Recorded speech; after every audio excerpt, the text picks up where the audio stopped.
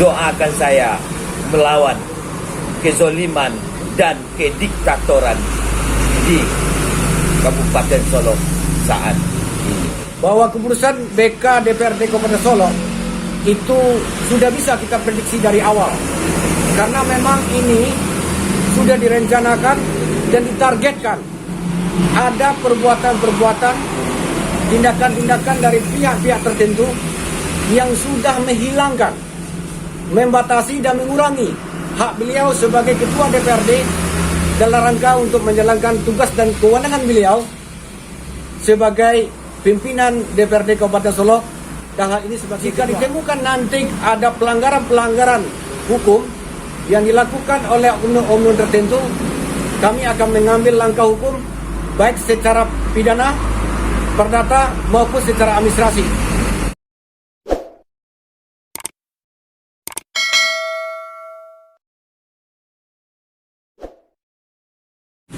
Assalamualaikum warahmatullahi wabarakatuh. Menyikapi keputusan BK merekomendasikan saya kemarin sudah keluar keputusannya, tentu saya sejogjanya mengeluarkan sikap politik saya sebagai Ketua DPRD Kabupaten Solo.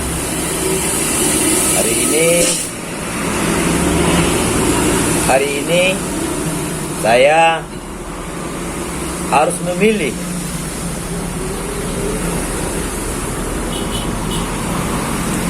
terinjak, terjajah, atau bangkit melawan.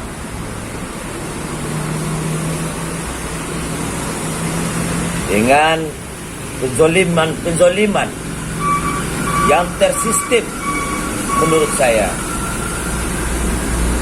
sudah waktunya saya membela diri saya sebagai Dodi Hendra pribadi dan selaku Ketua DPRD Kabupaten Solo. Masyarakat bisa menilai, bisa menyimpulkan, tapi saya berharap pada masyarakat Kabupaten Solo, tolong jaga kondusivitas. Biarlah dinamika ini berjalan. Dan saya minta serta tumpangkan harapan saya kepada masyarakat. Doakan saya melawan kezoliman dan kediktatoran di Kabupaten Solo saat ini. Kedepannya, semua permasalahan ini saya limpahkan kepada Abang Pino yang akan mengambil alih pembicaraan saya serta yang akan menjadi penasehat hukum saya untuk menghadapi masalah yang terjadi di Kabupaten Solo. Harapan saya, semoga dinamika ini cepat berlalu. Tapi bagi saya, kader Gerindra tetap berjuang. Kalau saya jatuh, tetap saya akan bangkit. Kalau saya jatuh, berdiri lagi. Kalau saya jatuh, berdiri lagi. Karena kami diajarkan untuk berjuang. Assalamualaikum warahmatullahi wabarakatuh. Selamat sore rekan-rekan media seluruhnya. Terima kasih sudah hadir pada pertemuan hari ini. Sesuai dengan apa yang disampaikan oleh Pak Ketua tadi, mulai hari ini kami ditunjuk sebagai kuasa hukum dari Pak Dodi Hendra, baik secara pribadi maupun sebagai Ketua DPRD, untuk membela dan mempertahankan hak-hak beliau secara hukum. Oleh karena itu, penting kami sampaikan beberapa hal. Yang pertama, kami ingin menyampaikan bahwa sampai hari ini Pak Dodi masih sebagai Ketua DPRD Kabupaten Solok. Ini yang perlu dipahami oleh masyarakat seluruh Kabupaten Solok, bahwa proses pemberhentian oleh BK masih dalam proses. Belum ada putusan yang bersifat berkekuatan hukum tetap. Setidak-tidaknya belum ada keputusan Gubernur Sumatera Barat yang memberhentikan beliau sebagai Ketua DPRD Kabupaten Solok. Oleh karena itu, mesti kita pahami dan kita hargai status beliau masih sebagai Ketua DPRD Kabupaten Solok. Yang kedua, perlu kami sampaikan bahwa keputusan BK DPRD Kabupaten Solok itu sudah bisa kita prediksi dari awal. Karena memang ini sudah direncanakan dan ditargetkan. Oleh karena itu, mesti kita lihat persoalan ini secara runut. Mulai dari proses mosi tidak percaya sampai dengan keluarnya keputusan BK yang merekomendasikan untuk memberhentikan beliau sebagai Ketua DPRD. Oleh karena itu, tentu saja kami sebagai kuasa hukum akan mengambil langkah-langkah hukum. Satu, mengambil langkah-langkah hukum menyikapi keputusan BK yang sudah disampaikan kepada pimpinan DPRD Kabupaten Solok kemarin melalui rapat paripurna.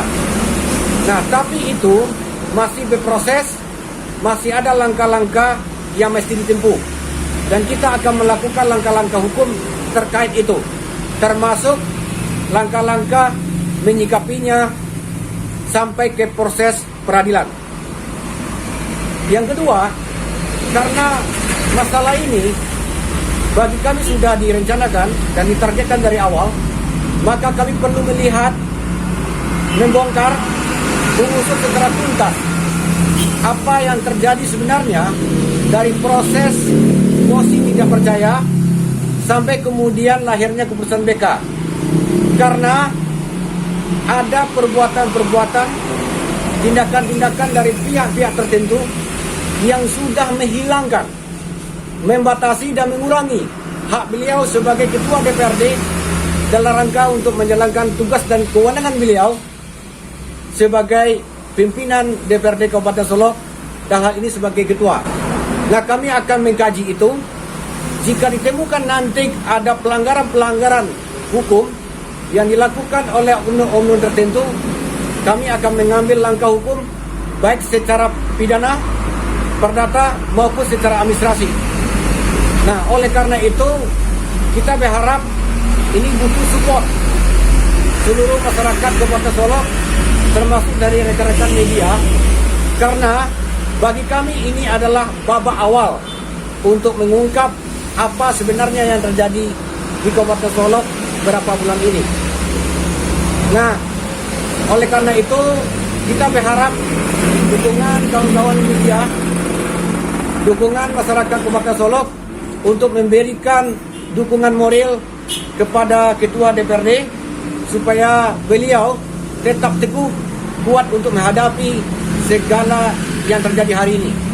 Nah, kami berpesan juga kepada pihak-pihak yang terkait untuk menjalankan tugas dan fungsi masing-masing serta menghargai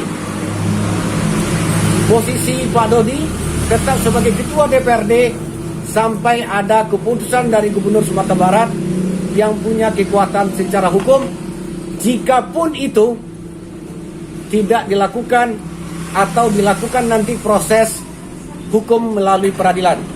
Karena apabila keputusan Gubernur Sumatera Barat itu dilakukan upaya hukum oleh Pak Dodi sebagai hak konstitusional beliau, tentu saja ini masih menjadi hal yang mesti diperhatikan bahwa status beliau masih sebagai Ketua DPRD. Nah, oleh karena itu mari semua pihak-pihak yang terkait untuk saling menghargai dan menghormati. Meskipun sampai hari ini klien saya belum terima putusan BK itu. Tapi ada beberapa informasi yang berkembang, baik yang disampaikan kemarin di paripurna maupun yang disampaikan kemarin oleh Bu Dian Anggraini di Padang TV. Kami tentu saja akan menyampaikan sikap terkait dengan itu, karena ada hal yang kemudian patut kita pertanyakan. Bahwa beliau ini dilaporkan oleh anggota DPRD terkait dengan dugaan beliau ini dianggap arogan, kemudian otoriter. Ternyata itu tidak menjadi pokok persoalan keputusan dari BK. Artinya apa? Ada dugaan itu tidak terbukti yang dilakukan oleh sebagian anggota DPRD lain, melakukan mosi tak percaya dengan alasan menganggap bahwa ketua kita ini arogan dan otoriter serta tidak menjalankan prinsip-prinsip demokratis pimpinan kolektif kolegial. Yang jadi persoalan kemudian adalah terkait dengan laporan beliau tahun 2019. Ada laporan dari salah seorang masyarakat, guru, terkait dengan tugas beliau sebagai anggota DPRD. Catat ya, pada saat itu masih anggota DPRD, belum sebagai ketua DPRD. Itu yang kemudian menjadikan masalah. Bagi kami ini adalah tidak sinkron dan tidak apple to apple. Masalah 2009 dengan kapasitas beliau sebagai anggota DPRD, ya, kemudian ini dijadikan alasan untuk memberhentikan beliau sebagai ketua DPRD. Harusnya secara hukum adalah tentu pelanggaran etik pada saat beliau menjadi ketua DPRD Februari 2021 sampai dengan sekarang, berkaitan dengan pelaksanaan tugas dan kewenangan beliau sebagai pimpinan DPRD. Itu yang mesti dilihat sebagai pelanggaran etik. Nah, tapi kemudian kenapa masalah tahun 2009 yang kapasitas beliau masih 2019 ya, yang kapasitas beliau masih sebagai anggota DPRD dijadikan dasar untuk pemberhentian. Ini salah satu pertanyaan yang mesti kita pertanyakan kepada BK. Di samping patut juga dipertanyakan independensi dan profesionalisme dari BK. Harus diingat ya, dari 5 anggota BK ini, 4 anggota BK adalah orang yang melaporkan ketua kepada BK sendiri, dan juga sebagai orang yang ikut dalam proses mosi tidak percaya. Artinya ini ada konflik kepentingan, konflik interest yang terjadi antara orang yang sama melakukan mosi tidak percaya dengan alasan arogansi dan otoriter, kemudian juga menjadi hakimnya ya dalam proses BK. Nah, ini patut juga dilihat terkait dengan independensi dan konflik kepentingan yang terjadi. Di mana kemudian independensinya, di mana kemudian profesionalismenya, dan kita tidak bisa pungkiri akan terganggu persoalan konflik kepentingannya. Nah, kemudian juga banyak kejanggalan yang terjadi. Secara taktis sebetulnya, ya, kita tidak bisa pahami hari ini. Ada 2 laporan. Satu laporan dari anggota DPRD yang melakukan mosi tidak percaya dengan alasan arogansi dan otoriter. Artinya ada register perkara tentang itu, ya. Kemudian ada laporan dari masyarakat, dalam ini guru. Tentu ada register perkara juga terkait dengan ini. Ada 2 laporan, berarti ada 2 register, ada 2 proses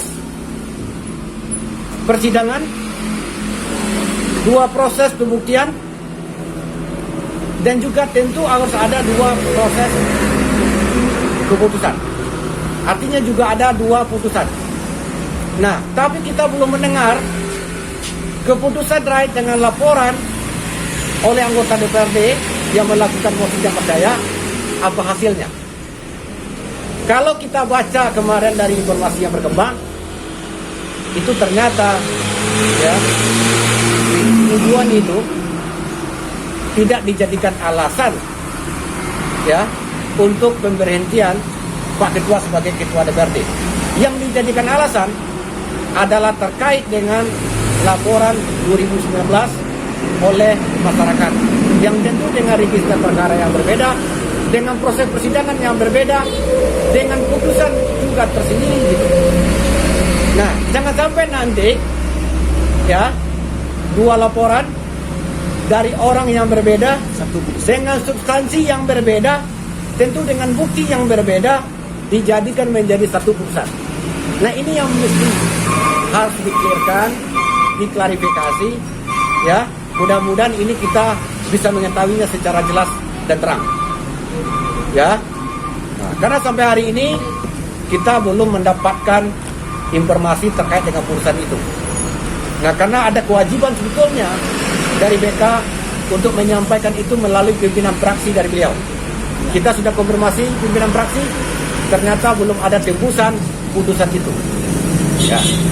Nah, oleh karena itu penting kita pahami dan penting kita lihat apakah BK sudah menjalankan prosedur yang benar dalam menjalankan proses laporan baik dari anggota DPRD maupun dari masyarakat sesuai dengan tata beracara tugas kewenangan BK yang diatur dalam peraturan DPRD nomor 2 dan nomor 3 tahun 2019. Nah, ini mau kita lihat nanti terkait dengan proseduralnya, apakah sudah dijalankan secara benar atau belum, termasuk secara material. Apa itu terkait dengan substansi laporan tadi. Nah, catatan adalah laporan yang dijadikan 2019, kapasitas beliau sebagai anggota DPRD, ya, belum sebagai ketua DPRD, tapi kenapa itu digunakan dengan kapasitas beliau hari ini sebagai ketua DPRD? Harusnya tentu dilihat dari beliau sebanyak menjadi ketua DPRD, menjalankan tugas dan kewenangan, tentu disitulah pelanggaran etiknya. Nah, mestinya di sana. Tapi ternyata itu berbeda. Nah, mudah-mudahan ini nanti kita bisa lihatnya secara terang. Nah, oleh karena itu, sampai hari ini tentu kita bersikap, kita menyatakan keberatan terhadap keputusan BK dan akan mengambil langkah-langkah hukum terkait itu, baik secara prosedural maupun secara substansi, ya, terkait dengan keputusan BK. Termasuk besok kita akan selalu pantau proses yang terjadi di paripurna berikutnya sampai itu kemudian dikirim kepada gubernur, dan kita mengingatkan gubernur untuk berhati-hati mengeluarkan keputusan dan betul-betul mengkaji ulang, memeriksa semua proses yang telah dilakukan BK apakah sudah memenuhi prosedur yang benar atau belum, termasuk proses pengambilan keputusan di paripurna DPRD. Itu pesan kita kepada gubernur Sumatera Barat agar tidak menimbulkan akibat hukum baru yang merugikan klien kami. Jadi ada dua ya. Ini kita berandai ini ya, meskipun itu suatu hal yang belum pasti.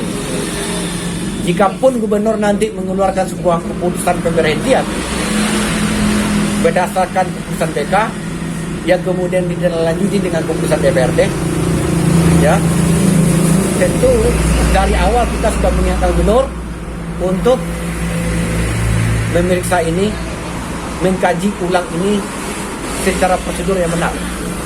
Jika itu dilakukan oleh gubernur, tentu dua tindakan yang mesti dilakukan. Satu, kami sebagai kuasa hukum ketua akan melakukan tindakan hukum sendiri.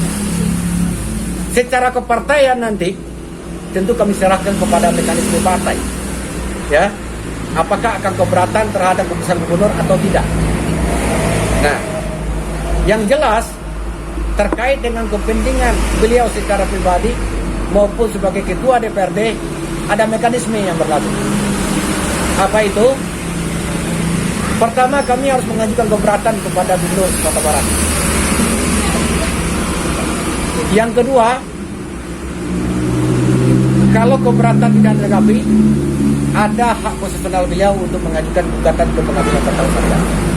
Itu saluran hukum yang tersedia.